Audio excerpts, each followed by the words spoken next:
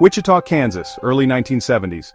A city on the plains where the sky stretched endlessly and life moved at a gentle pace. Families gathered for Sunday dinners, kids rode bikes until dusk, and neighbors left doors unlocked. It was the heart of America, solid, dependable, and safe. People trusted each other. Worries were simple, the price of wheat, the high school football team. But beneath this calm, darkness waited. Unseen, unnoticed, it lurked just below the surface. In Wichita, that darkness had a name, though no one would know it for decades. It was the face of a neighbor, a husband, a father. A chilling secret hidden behind a mask of normalcy. Soon, this darkness would shatter the city's peaceful illusion, leaving a legacy of fear. The year was 1974. Nixon was in the White House, the Vietnam War was ending, and Wichita's concerns were local. People believed in the strength and safety of their community. Horrors happened elsewhere, to someone else, but a predator was moving among them. He studied routines, learned vulnerabilities. He wasn't an outsider, he was one of them. He drove the same streets, shopped in the same stores, breathed the same Kansas air, meticulously planning, fantasizing, preparing to unleash terror. The calm was deceptive, a thin veneer over a chasm of violence. Wichita was sleeping, and a nightmare was about to begin. The postcard image of the city was about to be torn to shreds. The people had no idea what was coming. The darkness was ready. January 15th, 1974. A cold morning that would mark Wichita forever. A teenage boy returned home to find his family, Joseph and Julie Otero and two siblings, murdered. The peace of the neighborhood was obliterated. The crime was savage, methodical, and baffling. No motive, nothing stolen, just violence for its own sake. The news spread quickly, first whispers, then headlines. The Otero family, murdered. Unthinkable. People started locking doors, looking at neighbors with suspicion. Wichita's innocence was gone in a single horrific act. Police were overwhelmed with calls and theories but had no leads.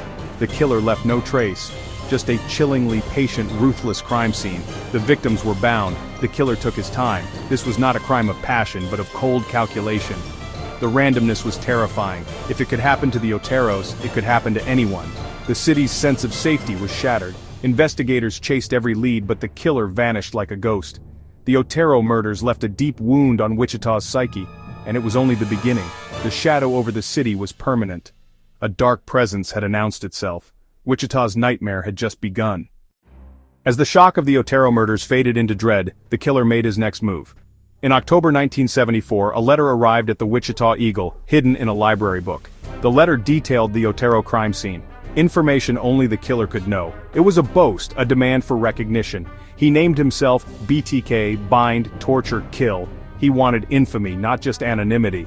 The letters became his new weapon, terrorizing the city from afar. He taunted police and media, describing his crimes, mocking their efforts. Each letter sent new waves of fear through Wichita.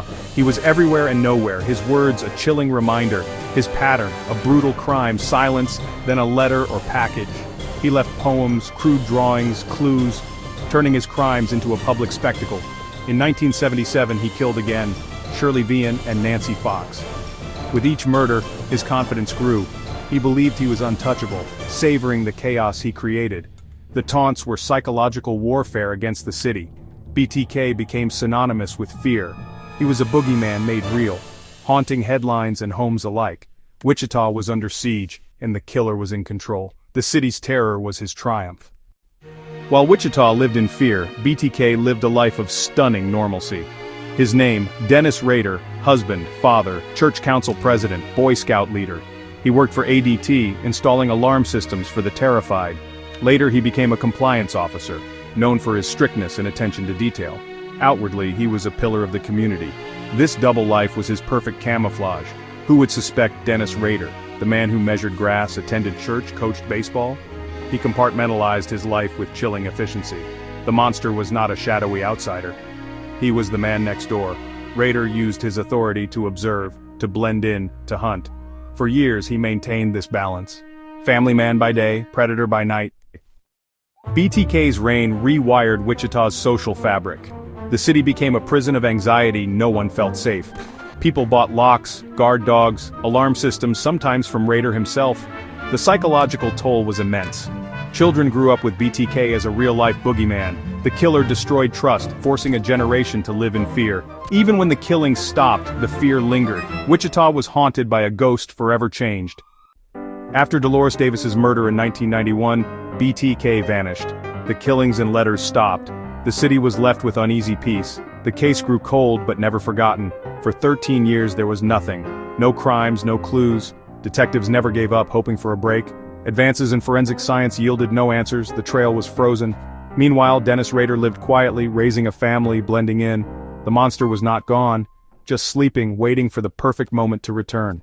In 2004, 30 years after the first murders, BTK broke his silence. A newspaper anniversary story wounded his ego. He couldn't stand being forgotten. He sent a package to the Wichita Eagle, a victim's driver's license, photos. BTK was back, ready to play in a digital world. He sent letters, packages, and fatally, floppy disks. He asked police if a floppy could be traced. They lied. "Rex, it will be okay." Rader took the bait, sending a disk to a TV station. Police recovered deleted metadata, Dennis and Christ Lutheran Church. Church records revealed Dennis Rader, council president. They cross-referenced clues, vehicle, locations. The net was closing. The ghost had finally left a fingerprint in the machine. BTK's arrogance had become his undoing. With Dennis Rader identified, detectives moved quickly. They began covert surveillance, needing irrefutable evidence, his DNA. They obtained a warrant for his daughter's PAP smear, seeking a familial match. The lab compared it to DNA from a 1986 crime scene. The result, a strong familial link. The BTK killer was Kerry Rader's father. On February 25, 2005, police arrested Dennis Rader. The monster was just a man. Confused, ordinary, unremarkable. The city was stunned. Dennis Rader, the church president? Impossible. The unmasking was a profound revelation about evil hiding in plain sight. The reign of BTK ended not with a bang, but with the quiet click of handcuffs. Wichita's nightmare was over, but the shockwaves had only begun. In court, Dennis Rader revealed the true horror of his psyche. He calmly recounted his 10 murders, showing no emotion or remorse. He corrected prosecutors, eager to ensure his work was recorded accurately. Victims were projects. Their fear thrilled him. He described his methods with chilling detachment. The courtroom was stunned. Rader's confession was a performance. He finally had the audience he craved. He was devoid of empathy, unable to comprehend the pain he caused. For the families, the confession brought answers, and unimaginable pain.